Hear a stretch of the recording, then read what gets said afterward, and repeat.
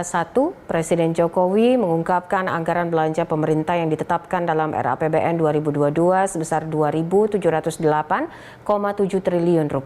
Dan untuk mengetahui informasi selengkapnya langsung saja kita akan bergabung dengan konferensi pers pemerintah. Berikut ini. Kami memulai acara konferensi pers pada sore hari ini. Mengingat waktu yang juga sudah cukup sore, izinkan kami menyampaikan pengaturan acara pada sore hari ini supaya nanti lebih efektif dalam menyampaikan. Kami pertama akan mengundang terlebih dahulu Bapak Menko Perekonomian untuk menyampaikan secara umum beberapa hal terkait dengan RAPBN dan Nota Keuangan 2022. Kemudian setelah Pak Menko nanti kami akan mengundang Ibu Menteri Keuangan untuk menjelaskan lebih lengkap dan lebih detail lagi mengenai Nota Keuangan dan RUU APBN 2022. Kemudian secara bergantian nanti kami akan mengundang Bapak Menteri Kesehatan yang terkait dengan beberapa alokasi program di 2022 di sektor kesehatan. Dan berikutnya yang terakhir nanti kami akan mengundang Ibu Menteri Sosial untuk menyampaikan beberapa hal terkait dengan anggaran di 2022 untuk mendukung program perlindungan sosial atau perlindungan masyarakat. Kemudian nanti kami akan mengundang teman-teman media untuk berinteraksi dan kami mohon bantuan Bapak Ibu para Menteri nanti yang terkait dengan pertanyaan dari teman-teman media untuk bisa berinteraksi di dalam menyampaikan penjelasan dan jawaban. Untuk menghemat waktu kami mohon izin mengundang Bapak Menteri Koordinator Bidang Perekonomian untuk menyampaikan paparan dan penjelasan. Kami persilahkan Bapak. Terima kasih Pak Sesmen. Assalamualaikum warahmatullahi wabarakatuh. Salam sejahtera bagi kita semua. Kami hormati Bu Menteri Keuangan, Bu Menteri Sosial dan Pak Menkes beserta Bapak Ibu Menteri yang secara Zoom. Bapak Ibu ya teman-teman wartawan, media cetak dan media elektronik. Pertama kami ingin menyampaikan terkait dengan varian Delta. Kita melihat bahwa dalam minggu-minggu ini kita kasus konfirmasinya relatif sudah mulai turun dan juga terkait dengan tingkat kematian juga sudah mulai menurun. Demikian pula terkait dengan rawat inap di rumah sakit.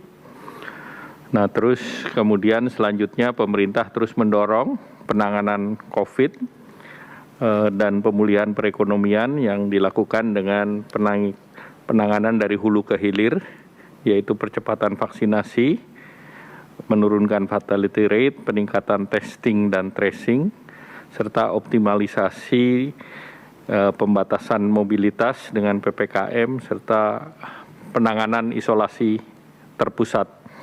Nah, ini tentu isolasi terpusat ini menjadi regulasi antara ataupun solusi antara masyarakat yang isolasi mandiri dengan isolasi terpusat sebelum masuk ke rumah sakit. Nah, kalau kita lihat berikutnya pertumbuhan ekonomi kita lihat sangat tergantung daripada penanganan COVID dan bisa dikatakan berbanding terbalik. Saat penanganan COVID-nya baik, nah tentu pertumbuhan ekonominya baik dan kita melihat bahwa di kuartal kedua tahun ini 2021 kembali bulan April, Mei dan Juni itu kita bisa mencapai 7,07, namun kita ketahui juga beberapa negara juga positif sehingga tentu sentimen global ini penting karena ini akan menarik daripada perekonomian nasional. Nah, selanjutnya kita juga berkonsentrasi pada penanganan COVID. Kita ketahui di kuartal ketiga kemarin kasus puncak varian Delta. Pada saat kasusnya di puncak tentu ekonomi akan menurun sedikit dan tentu kita pemerintah terus mendorong agar engine ekonomi apakah itu ekspor, investasi, kemudian juga belanja pemerintah untuk terus dimaksimalkan dan kita tahu ada tekanan terhadap konsumen yang di bulan Juli kemarin sudah mengalami penurunan. Demikian pula PMI yang mengalami penurunan. Selanjutnya kita melihat bahwa di 2021 pemerintah mempunyai kisaran antara 3,7 sampai dengan 4,5. Ini yang diharapkan secara year on year masih tetap bisa dipertahankan. Dan tadi dalam era APBN Bapak Presiden menyampaikan proyeksi di tahun 2022 antara 5 sampai 5,5. Dan kita lihat berbagai lembaga juga memberikan proyeksi di tahun depan. Itu mulai dari IMF, World Bank, Bloomberg, itu berada pada kisaran 4,9 sampai 5,2. Jadi kita berada dalam range antara 5 sampai 5,5. Kemudian kalau kita lihat dari kredit usaha rakyat, kita lihat per bulannya sampai dengan bulan Agustus ini sudah 148 triliun. Dan kita lihat bahwa penyaluran KUR ini terus berjalan dengan realisasi cukup baik. Dan ini targetnya adalah 253 triliun kepada 3,99 debitur dan outstandingnya ini sudah sampai dengan 272,81 di sejak Agustus 2015. NPL-nya adalah 1,02%. Jadi sektor UMKM ini sangat membantu perekonomian nasional. Nah, kita ketahui juga dari angka tingkat kemiskinan dari mulai September yang sempat naik di 10,19, ini turun di Maret 2021 10,14, dan ini tentunya akibat daripada kebijakan pemerintah.